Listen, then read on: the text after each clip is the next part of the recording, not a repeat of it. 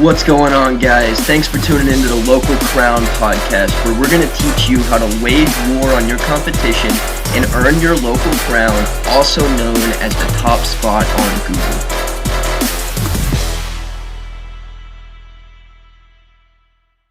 Today I'm here with my friend Chancellor Clay. Tell us a little bit about who you are and what you do for the people who don't know you, bud. Hey there. So I'm an entrepreneur and I currently run two businesses. My first business is an electronics buyback company, and my second business is a e-commerce site which sells used books, DVDs, and CDs. Awesome, bud. So how did you get into the entrepreneurial world at your age? So essentially, I'm a huge bookworm, and so whenever I'm in a thrift store or Goodwill location, I immediately bolt towards the book section just because I enjoy books. And so I started noticing the price discrepancies between the super cheap thrift store price and the online listed price. And so I thought to myself, I can make a quick buck here. And so I started out by buying a few dozen books, getting them listed on eBay, and then evidently they sold. And from here on out, I've expanded the company to where I'm buying books, DVDs, and CDs in wholesale quantities. That's awesome. So how old are you? I'm 15 years old. So at 15 years old, how were you able to spot that pattern and decide to fill in the gap there? I honestly don't know how it just occurred. I think my brain is hardwired to look for like the best deal possible. And, if it's a really good deal here and it's not a so good deal here, but it's selling at that not so good of a deal, there's that little profit, I guess, that could be made up.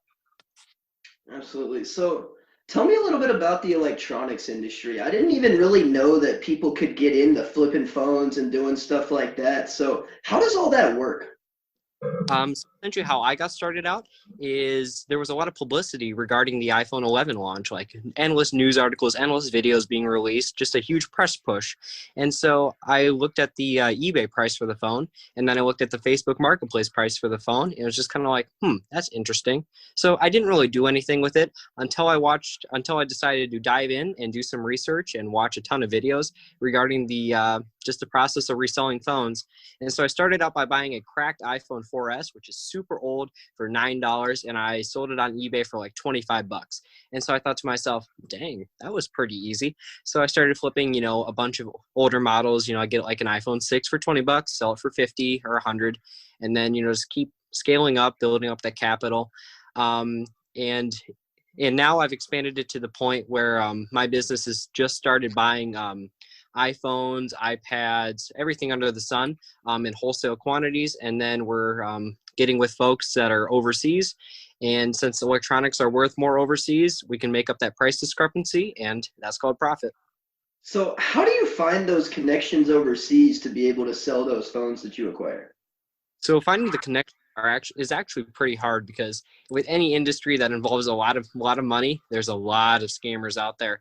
And so you really have to establish yourself domestically before you can go international. And so luckily there's a lot of folks out there that are willing to connect you with folks. And if they're legit and if they're legitimate business, they're usually willing to help you in some way, shape, or form, connect you with other legitimate businesses as well. Awesome. So how do you go about finding customers locally? So my local strategy is actually pretty simplistic. Essentially what I do is I post ads in the Facebook buy, trade, sell groups that are, in every city. And then my ads just say, I buy iPhones in any condition. And then people either comment on the post or message me directly, and then they get a quote for their device. So where does all the confidence come from, being so young but dealing with all these adults? Man, I personally don't know where just my internalized confidence comes in. Obviously, in a lot of scenarios, I can get a little hesitant or a little shaky because oh boy, I've never done this. I'm dealing with adults. I don't know what to do. They have a lot more experience than I do. But luckily, there's a lot of very nice mentors out there who are willing to help young folks like me just learn about the industry, learn about business, and learn about customer relations in general. Awesome. I like how you mentioned mentors. What has the power of mentors been on your journey so far? Man, mentors and people that are just willing to guide me along the way have been very, very helpful for me, just, exploring the world of business, exploring, all these different industries and businesses and whatnot.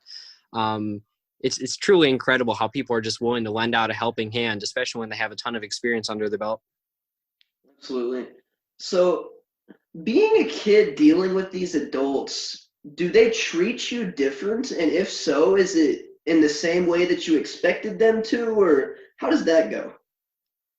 I guess they do treat me, through my observations, I've seen that they actually do treat me in a somewhat different way. At first, I would always expect them to be like, "Oh, you're a kid, what do you know?" And just really downtrod on me because, I don't really have that much experience under my belt. And, my age is very, very young compared to everyone else.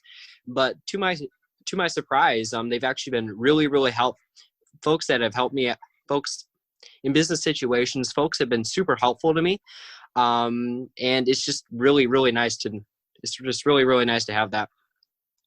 Absolutely. So if there were kids out there that maybe they've been avoiding starting a business, but they want to just because they're young, like what advice would you give them? Ooh, let's see. So, what I would suggest doing first is starting your business on a very, very small scale. So I started out by just buying a couple dozen books or, just buying 1 or 2 iPhones here and there, like super old ones, and then just learning everything that you can about that business, studying the larger businesses. And so, my book business, sells about 1,000 to 1,500 books per year. But there are tons of other book wholesalers out there that sell, anywhere from 300,000 to 1 million books a year. So just really studying what they do, how they do it, and how they're able to get their, in this case, like eBay or Amazon listing in front of the consumer's eyes, and then just sort of copying that. Awesome. So I've got a fun question for you now. If you could go back and have a conversation with yourself before you got started with either of your businesses, what would you make sure that you knew and understood?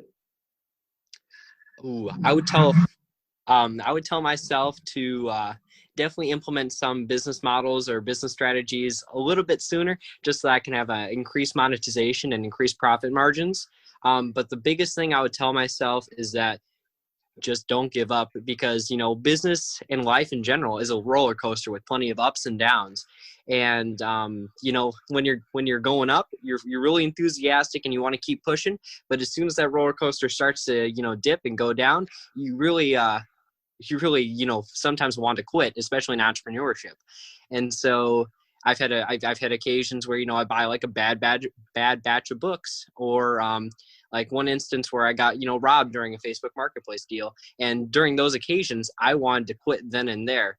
But if I would have quit then and there, I would have not been able to scale it up to the point where I've scaled it up to now. Oh man, and also I'm hoping that I know you've gone through some of those instances now, and I'm hoping you already realize that all of those times that maybe they feel like a failure, the majority of the time you're going to learn so much from those instances where you failed, the lessons that you never would have learned if you hadn't have gone through it. Yeah, it's insane what those I guess bad instances have taught me. I guess I can't really consider them bad because they taught me so much. Like when I bought a bad batch of books, I quickly and listed them on eBay, and they just sat there forever and none of them sold. And I got frustrated at myself, like, how could you buy this? But then I learned about selling statistics and eBay. And eBay's statistics system, where it allows you to see how often a book sells. And that has really revolutionized my business just by, implementing that before I list a book on there. So that way I can see if it's actually going to sell.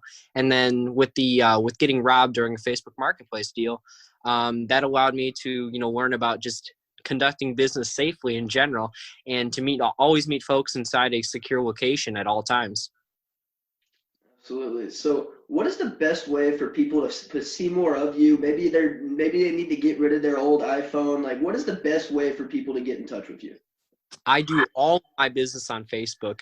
That is just the main platform for me. Every single one of my deals, every single one of my business leads is always on Facebook. So you can just look up my name, Chancellor Clay, ChancellOr, and then Clay, CLIY, and you'll find me immediately.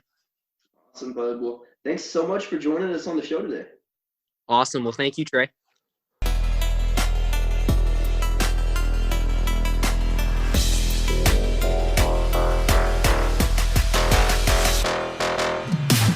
Thanks so much for tuning in. I hope you learned something. If you have questions, email us at info@thelocalcrown.com. And if you want to get featured in our publication Inside the Empire, alongside John Lee Dumas, the entrepreneur on fire, Jayson Waller, the CEO of Power Home Solar, Sharon Lechter, Dan Caldwell, the man that started Tap Out, and the limitless man himself, Kwik, for free, then head over to thelocalcrown.com/become a contributor.